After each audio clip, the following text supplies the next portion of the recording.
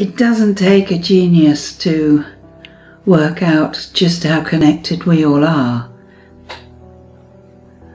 A lot of the work that I do is with animals, and they've taught me how connected this life is.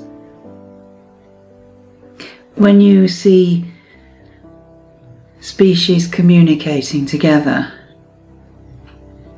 you realize there's a whole life, a whole network, and a lifetime of relationships between them. That there are roles, even hierarchies. Perhaps some have more strength than others, but they all have a place. And I think that's what's hugely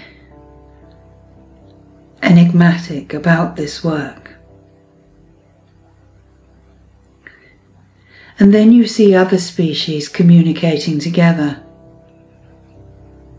A wonderful case that was reported in BBC News in 2006 of the dolphin that communicated with two stranded pygmy whales on the North Island of New Zealand. Some may say that the dolphin, just by it appearing at that time, would have led the whales to a safer channel to escape being breached. But the dolphin came close, and to me that signified that the dolphin understood that those whales were in distress, and even though their languages might be different, or even if they might be quite similar, that dolphin somehow had an empathy, a compassion with those whales, and they survived. And we see this communication, of course, between humans and other creatures.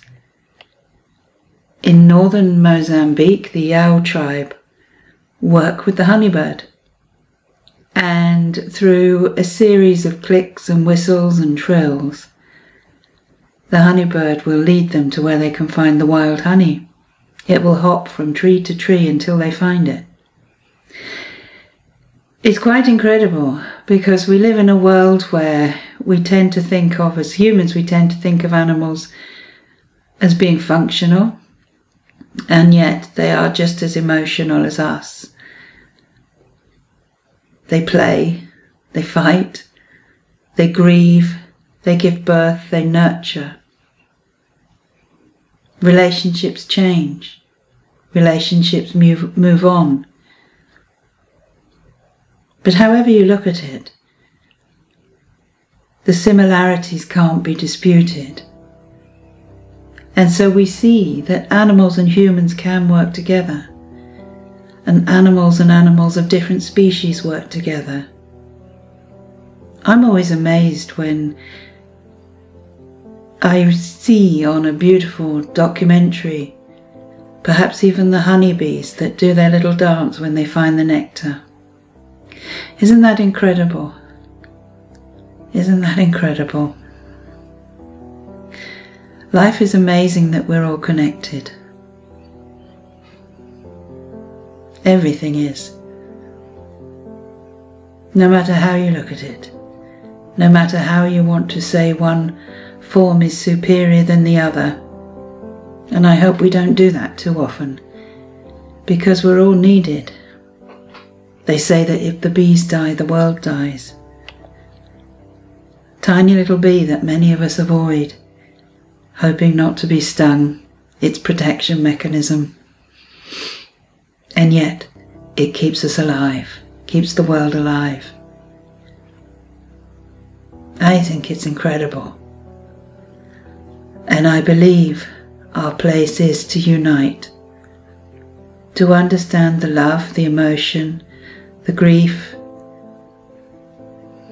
the fun, and to see it in all life, everything that connects to us and everything we're connected to, and every one and every creature and even every tree and every plant. Can't really be any other way. I spent a lifetime working with intuition, as many others have. I've spent many a year and many a time teaching others that we are sentient, that we are intuitive. And even though we can communicate through other means, through verbal language, we can communicate through scent, we can communicate through behaviour, by actions. Who ever taught a puppy that when a kitten hisses that it's a warning sign? How do they know? They do because they understand communication.